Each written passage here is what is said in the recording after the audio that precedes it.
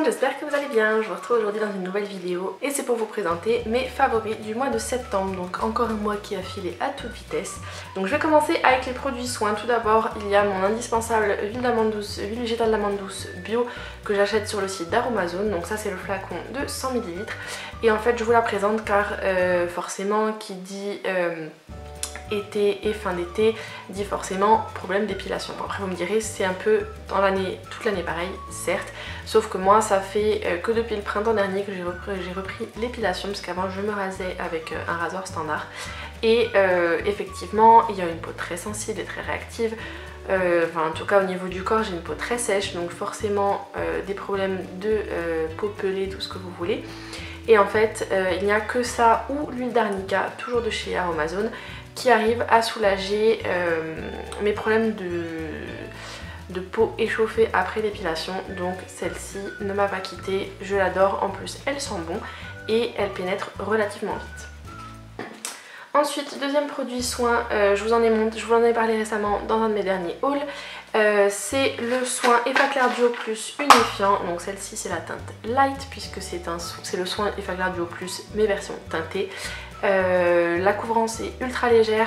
Moi je sais que là en ce moment je commence doucement mais sûrement à remettre du fond de teint, mais tout le mois d'août et tout le mois de septembre quasiment je n'ai mis que ça avec de l'anti-cerne, ça suffisait largement. Il est très bien, le soin de toute façon c'est mon soin préféré anti-imperfection, donc ça combine unification du teint et produit soin, donc je ne peux que vous le recommander.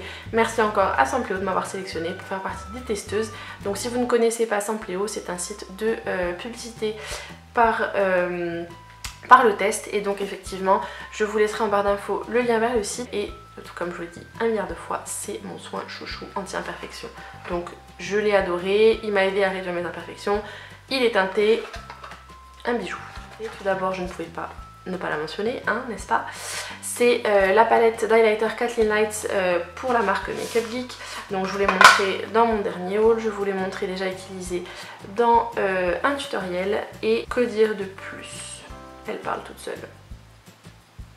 Elle est juste magnifique. C'est vrai qu'au quotidien, je n'arriverai pas à utiliser cette teinte-là en tant qu'highlighter, bien trop foncé pour ma carnation, mais en tant que fard à paupières, elle est juste sublime. Et ces deux-là sont top pour le quotidien, même pour les peaux assez pâles. Donc, soit mélangées, soit seules, elles sont juste canon. Make Up Geek, donc la marque, Marlena a encore fait des merveilles au niveau de la formulation de ces produits. Les highlighters sortent bientôt en individuel, dans la marque Make Up Geek, hein, ça c'était vraiment la première collaboration de Kathleen Lights avec Make Up Geek et du coup les premiers highlighters qu'avait sorti la marque. Mais les highlighters en individuel arrivent bientôt.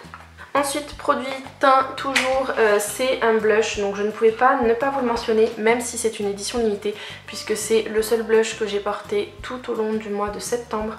Issu de la collection Wanderlust, c'est une édition limitée qui était sortie juste avant l'été, je crois qu'elle a été disponible tout courant juillet, donc avec le magnifique packaging or rose, et c'est le blush donc avec un assortiment de teintes corail qui vont du plus sombre au plus clair. Et ce que j'adore avec ce blush là, c'est que vous n'avez pas besoin de rajouter l'highlighter, et si vous avez envie vous pouvez juste utiliser la partie la plus claire pour mettre sur le bombé des joues, le bout du nez et l'arc de Cupidon, ça suffit largement. L'utiliser en rajouter par dessus le mélange des trois teintes, ou alors l'utiliser seul sur un autre blush. Mais effectivement moi je sais que je mélangeais les trois teintes pour le mettre sur les joues et je rajoutais un petit peu plus de la teinte claire pour faire office d'highlighter quand je n'avais pas envie de faire le kaboom avec autre chose comme highlighter. Je vous le montre quand même parce que je l'ai utilisé tout le mois, donc qui dit favori dit forcément vous montrer ce que j'ai utilisé. J'ai longuement hésité puisque c'est une édition limitée, mais je l'ai tellement utilisé tout le mois que je me suis dit je ne pouvais pas ne pas vous le montrer. Ensuite, autre chose qui n'est absolument pas une surprise, c'est la palette Ultimate Shadow de NYX en teinte Warm Neutrals. Je vous en ai déjà parlé à plusieurs reprises. Je vous ai fait la vidéo dédiée revue et swatch. Je vous ai également fait un maquillage avec cette palette là. Je n'ai utilisé quasiment que cette palette pour me maquiller les yeux tout au long du mois. Que ce soit juste un maquillage vite fait avec les teintes les plus claires, un petit coup de mauve ou de marron orangé dans le creux de paupière et j'étais partie. Ou alors des maquillages un petit peu plus sophistiqués ou un petit peu plus smoky. Je trouve que cette palette sert vraiment à tout. En plus elle ne coûte que 17,90 €.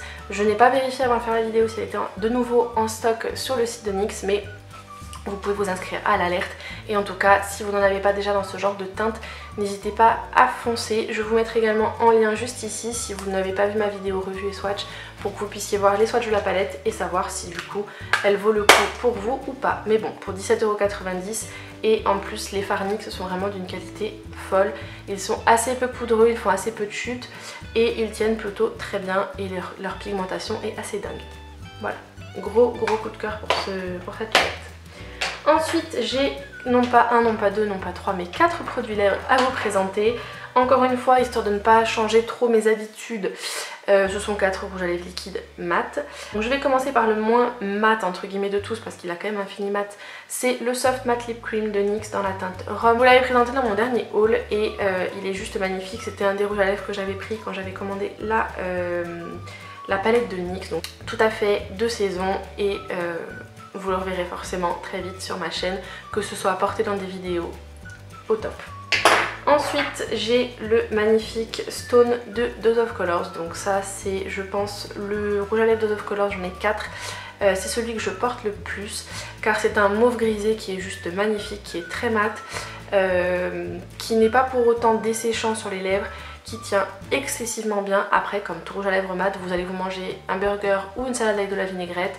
Qui dit matière grasse dit forcément rouge à lèvres qui file, mais au-delà de ça, vous allez boire un thé, vous allez prendre un sandwich ou quoi que ce soit, vous aurez peut-être des retouches à faire, mais il tient excessivement bien, il est magnifique et tout à fait de saison. Vous le reverrez encore une fois très vite sur ma chaîne.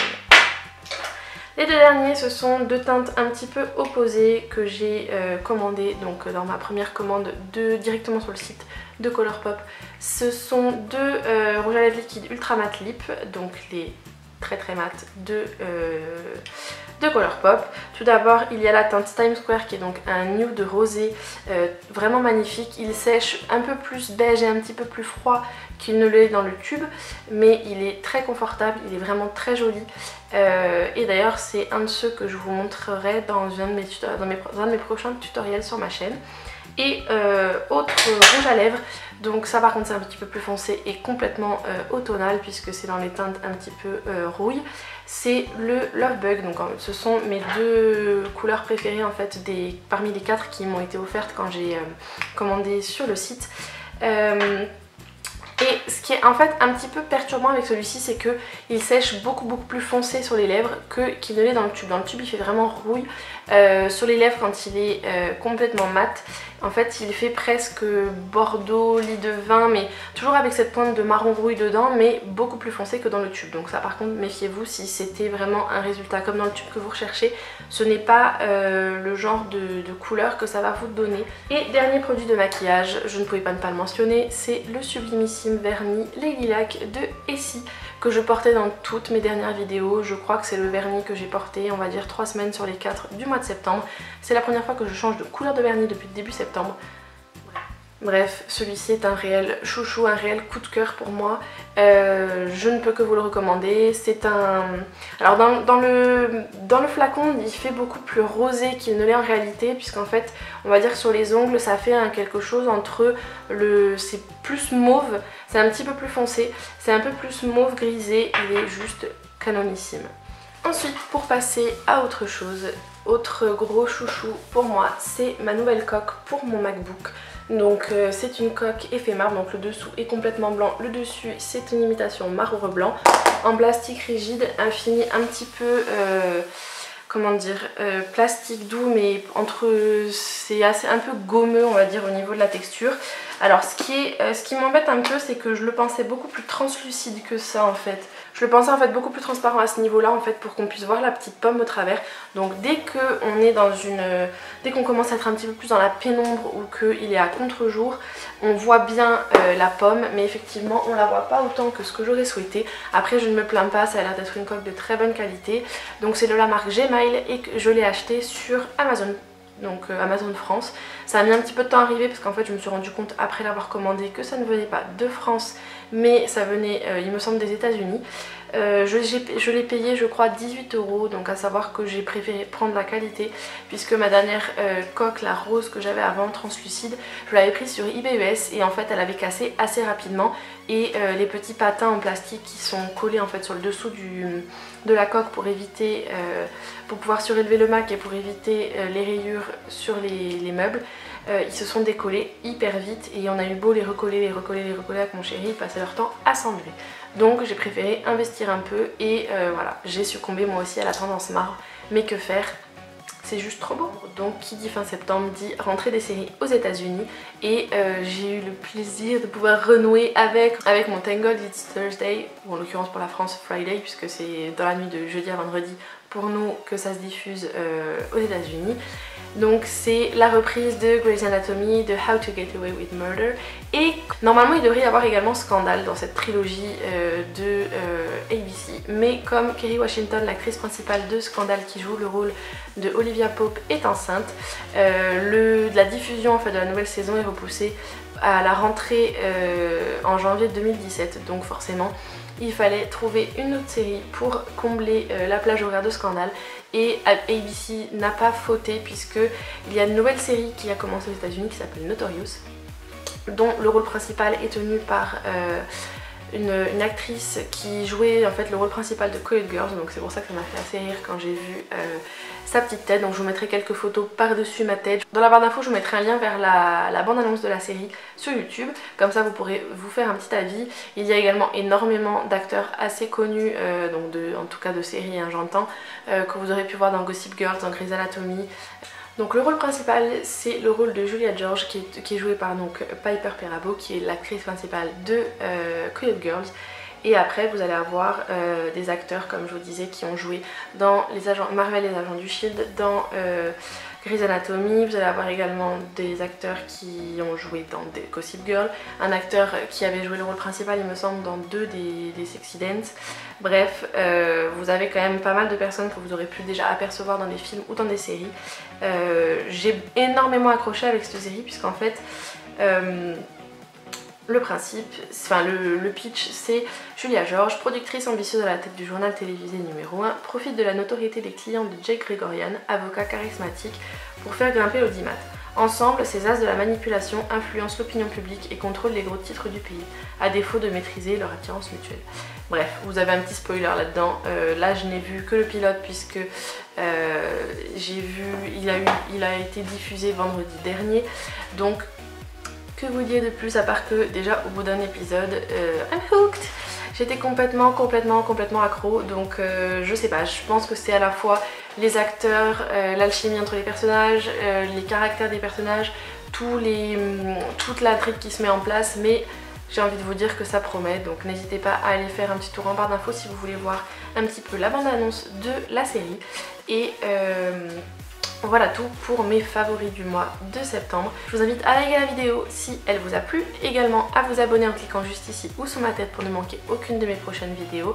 N'oubliez pas de faire un petit tour sur le blog, il sera listé dans les fiches et également en barre d'infos pour voir ma wishlist du mois. Et dites-moi dans les commentaires là-bas pour quelles sont les jolies choses qui vous font envie. Dites-moi dans les commentaires quels ont été vos chouchous pour le mois de septembre 2016. Surtout abonnez-vous si vous ne voulez pas manquer la partie food entre guillemets de mes favoris, puisque je vais vous faire une petite vidéo séparée sur mes favoris et découvertes en termes de nourriture, tout ce qu'en fait j'ai découvert assez récemment qui ont été des coups de cœur et j'avais envie de vous en parler, mais comme j'ai envie de vous en parler un petit peu plus en détail et de pas trop vous embêter et de ne pas vous faire une vidéo qui dure 15 ans pour mes favoris, je vais diviser ça en plusieurs parties et je vous retrouverai donc très vite sur ma chaîne pour cette vidéo là.